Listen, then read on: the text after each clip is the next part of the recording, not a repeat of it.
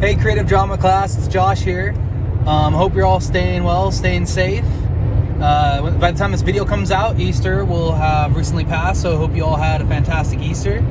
I decided that since, for the most part, we're stuck at home, I thought I'd take us on a little vacation today, as it also relates to the topic for class today. So, I'm going to start off with a question. What does a kid dodging a ball in a gym, Inigo Montoya and the Dread Pirate Roberts about to score off, and that moment where you change lanes so the guy that's been tailgating you for the past minute passed by all have in common? Well, they may not seem to be in common, but really they all deal with spatial awareness and spatial relationship.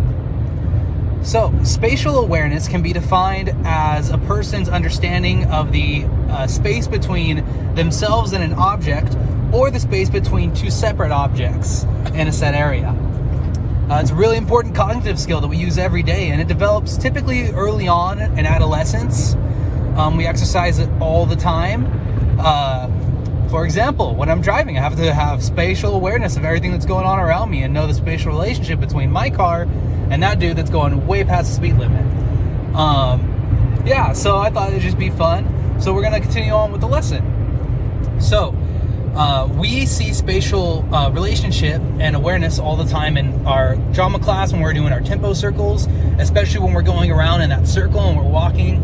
We're making sure to have a spatial awareness relationship with each other with soft focus so we don't bump into each other. It may not be as big of a deal when we bump into each other in a circle, but it's a lot bigger deal when you bump into someone in real life.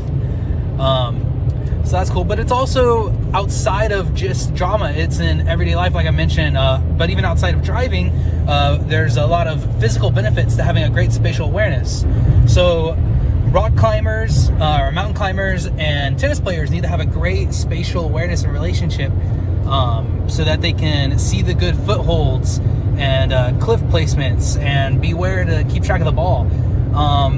It's said that having a good spatial awareness can improve reaction time, body strength, and a couple of other great benefits.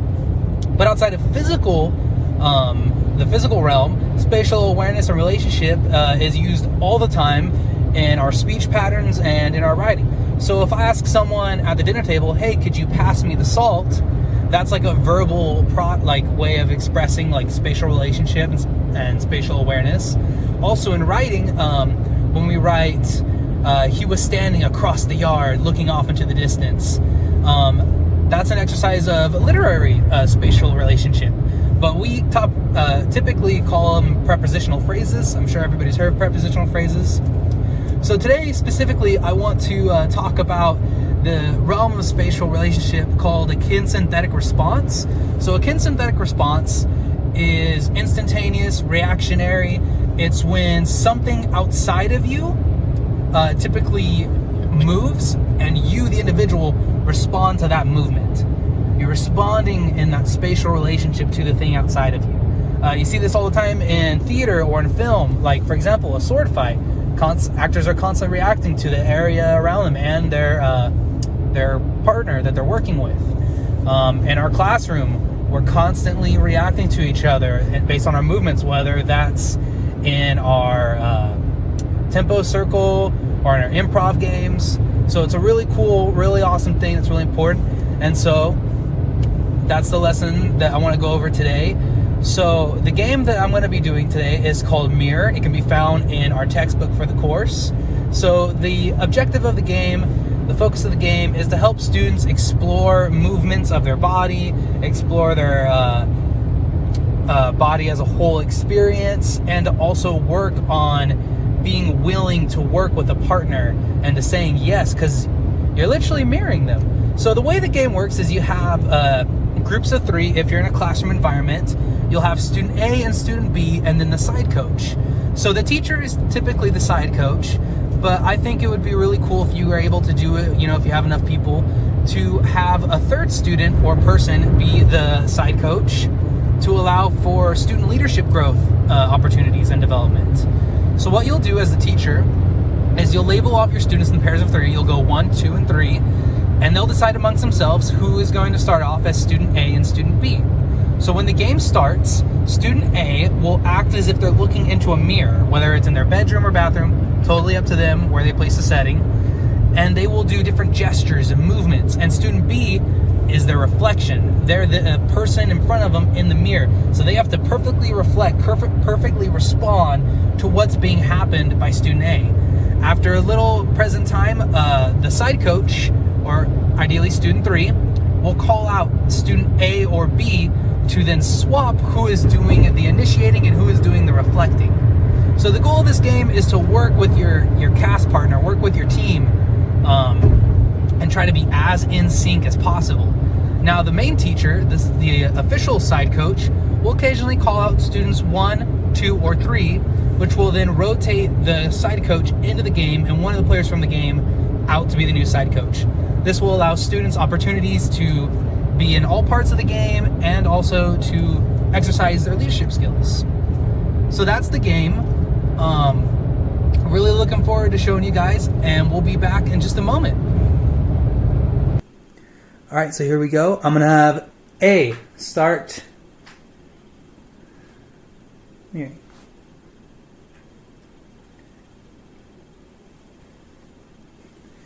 So try to stay on the same pace with each other.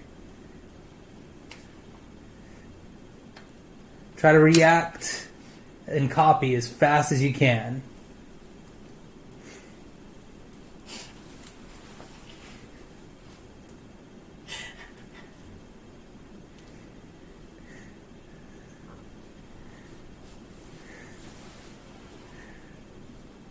All right, student B, you're the initiator now.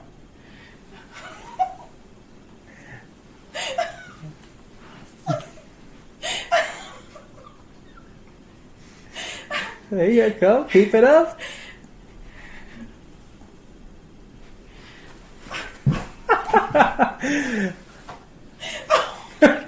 Back to student A.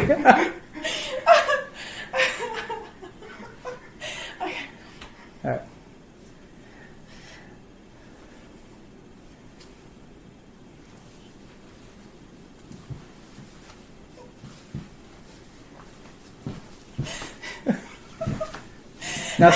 Now, student, remember, guys, that we're not trying to set the other up for failure. We're trying to be as in sync with our partner as possible. Student A, resume.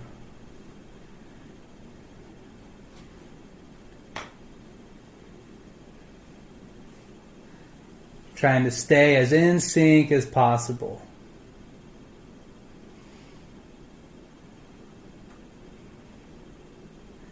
All right, now student B, proceed from where you're at.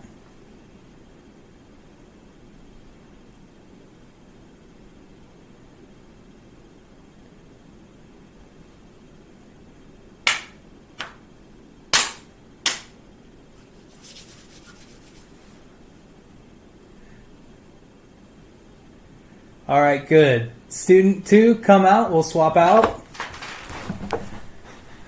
Okay. So now student 2 is going to be the side coach. It's her, she now has the responsibility of determining which of us are going at different times. And so we'll wait for the new side coach to instruct us when to begin. Oh, you know who's going first. I am now student A. Jonah will say student B. Let me see. Student A, start first.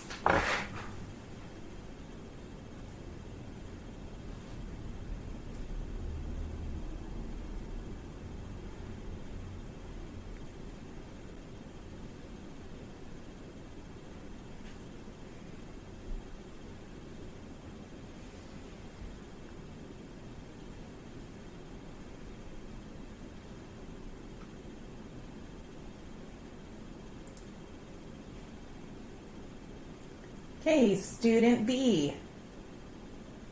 Pick up where you left off.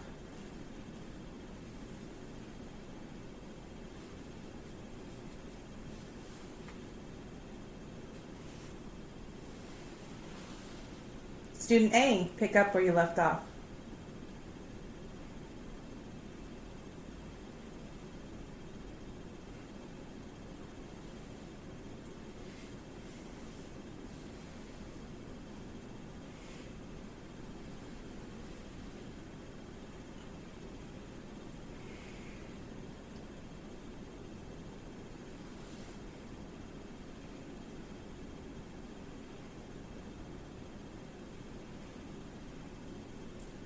Student B, pick up where you left off.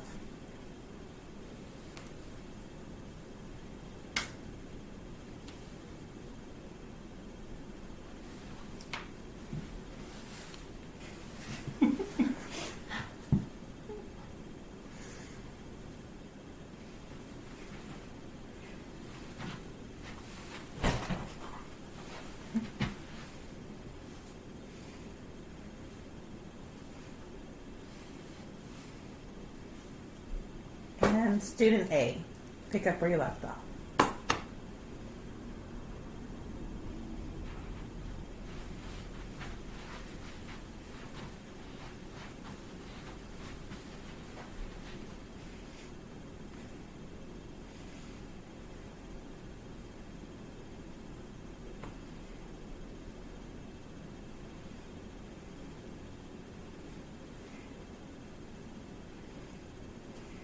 Okay, and student B, you can switch out.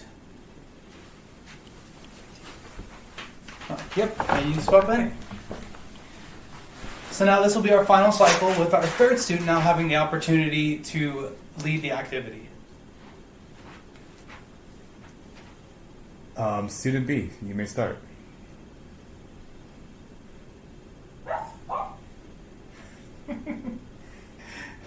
I see where you're going with this. Student A, you may resume.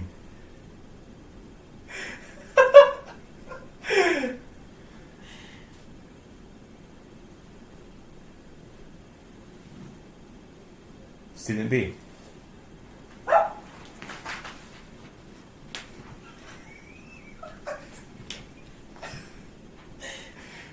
Student A.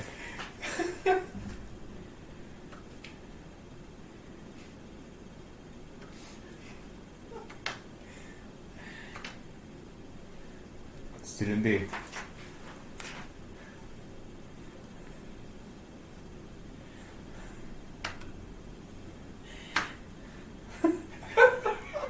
Student A.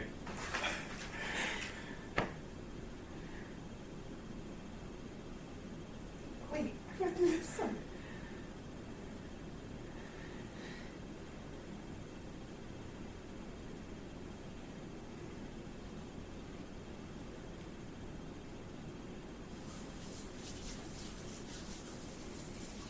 Student B.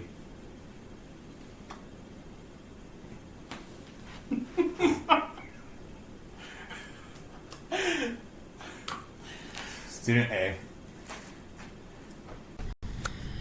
Hey guys, so I hope you enjoy the game. It's definitely fun, definitely more of a challenge than I expected it to be.